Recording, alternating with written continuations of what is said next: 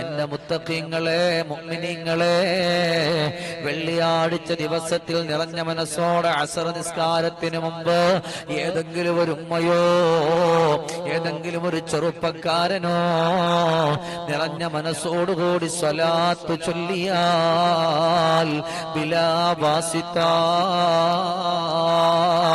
ഒരാളും എത്തിച്ചു കൊടുക്കേണ്ടുന്നവരാവശ്യമില്ല. അത് നേരിട്ട് തന്നെ മദീനയുടെ മണിമുത്തിന്റെ ഹളറത്തിലേക്ക് എത്തുമല്ലോ.